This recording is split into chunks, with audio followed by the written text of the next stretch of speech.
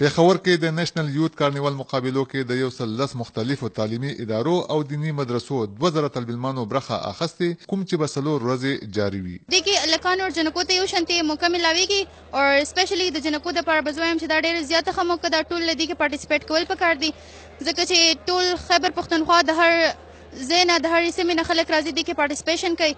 هغه هم خپل علاقه ریپرزینټ کوي، پاکستان ریپرزینټ کی. زمونږ د علاقو زمونږ د سیمه چې کوم ده د ترخګرۍ ښکار ده او د هغې دپاره چې کوم دی داسې کارونه چې کوم دی ډېر ضروري دي چې د خلکو نه خوف او د خلکو نه یره وځي. د نېشنل یوت کارنیوال کې د طالبانو ترمنځ 10 مختلفې مقابلې جاری دي په کوم کې چې زده کوونکي په ډېر جوش او خروش سره برخه اخلي. ये बहुत अच्छा इवेंट है, हर किसी को अपॉर्चुनिटी दी जा रही है और हर स्पेशली लड़कियों को बहुत ज़्यादा इसमें प्रमोट किया जा रहा है और हर चीज़ में एथलीट्स में, कल्चरल डांस में, सिंगिंग में, डिबेट्स में, हर चीज़ में. तो एक बहुत अच्छा इवेंट है और बहुत मैस लेवल पे हो रहा है.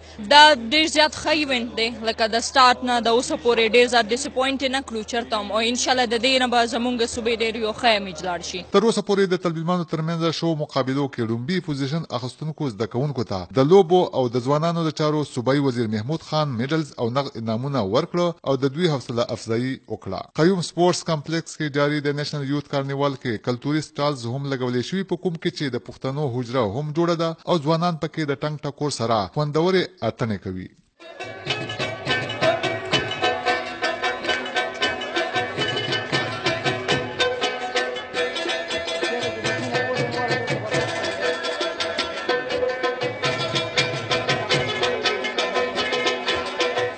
د خیبر پښتونخوا یعنی صوبایي حکومت د پی ټی ډېر شکرګزار یو چې موږ له د مخکې تګ مو کرا کړه. نېشنل یوت کارنیوال چې کوم دی د دې لپاره شوی چې موږ پاکستان ته وښایو چې خیبر پښتونخوا چې کوم ده په هغې کې هم ټیلنټ شته او د هغې نوجوانان چې کوم دي هغه هم ټیلنټډ دي. دا زموږ لپاره ډېر بهترینه موقع ده چې ځوان ګل پکې خپل پرفارمنس ادا کړي. مطلب دا ینګ یوت چې کوم دی نو ډېر ښکلې موقع فراهم شوې ده. د نېشنل یوت کارنیوال کې لومبۍ او دویمه ورځ د صوبې په کچ او درېیمه او څلورمه ورځ د ټول ملک په کچ 10 مقابلو دپاره مختص کړی شوې ده. د خیبر پښتونخوا زلمي او پیغلې د تعلیم سره سره په نورو میدانونو کې هم د چا نه وروسته پاتې نه دي که چېرته دوی ته د خپل صلاحیت ښکاره کولو موقع په لاس ورکړی شي.